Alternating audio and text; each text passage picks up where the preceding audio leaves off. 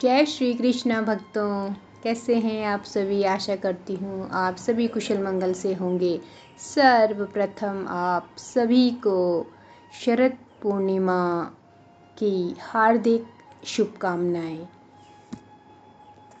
भक्तों, अश्विन मास की ये शरद पूर्णिमा हम सभी के लिए बहुत ही महत्वपूर्ण है, क्योंकि कहते हैं आज के ही दिन श्री कृष्ण की रासलीला गोपियों संग हुई थी और आज के दिन चंद्रमा से खास किरणों का पृथ्वी तक पहुंचना, जिन्हें अमृत धाराएं भी कहते हैं।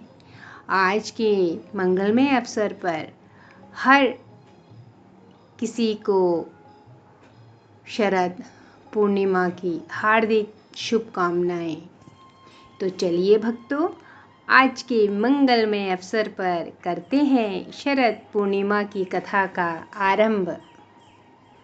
प्राचीन समय की बात है, जब भगवान श्री कृष्ण द्वारका में निवास कर रहे थे। ब्रज की गोपियाँ जो श्री कृष्ण की परम भक्त थी, उनसे विरह में दिन रात व्याकुल रहती थीं। उन्होंने भगवान कृष्ण का ध्यान करते हुए शरद पूर्णिमा की रात को रासलीला की, अर्थात भगवान के साथ आत्मिक मिलन का उत्सव मनाया। कहते हैं उस रात चांदनी अपनी पूर्ण कलाओं के साथ धरती पर अमृत बरसा रहा था।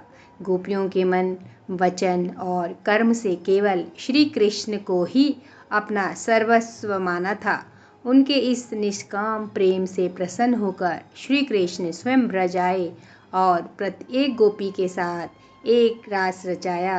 यह वह रात थी जब भक्ति और परमात्मा का मिलन हुआ, जब प्रेम ने अपने शिखर को छू लिया। इसलिए इस रास को रास पूर्णिमा या कोजागरी पूर्णिमा भी कहते हैं।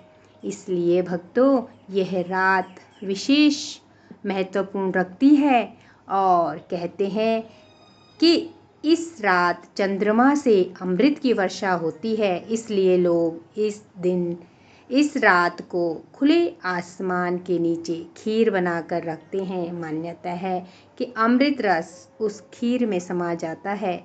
अगले दिन सुबह वह खीर प्रसाद रूप में ग्रहण की जाती है। यह रात संपूर्णता, समृद्धि और आरोग्य की प्रतीक मानी जाती है। जो व्यक्ति शरद पूर्णिमा की रात जागरण कर भगवान विष्णु का, माता लक्ष्मी और चंद्रदेव का ध्यान करता है, उसे धन, सुख और स्वास्थ्य की प्राप्ति होती है। तो भक्तों, शरद पूर्णिमा की कथा से हमें यह संदेश मिलता है कि शुद्ध प्रेम, सच्ची भक्ति और जागृति से ही ईश्वर की प्राप्ति होती है। जिस प्रकार गोपियों ने श्री कृष्ण के प्रति निष्काम प्रेम दिखाया, उसी प्रकार हमें भी मन को निर्मल रखकर भक्ति करनी चाहिए। जय श्री हरि, जय माता लक्ष्मी, जय श्री कृष्ण, राधे राधे।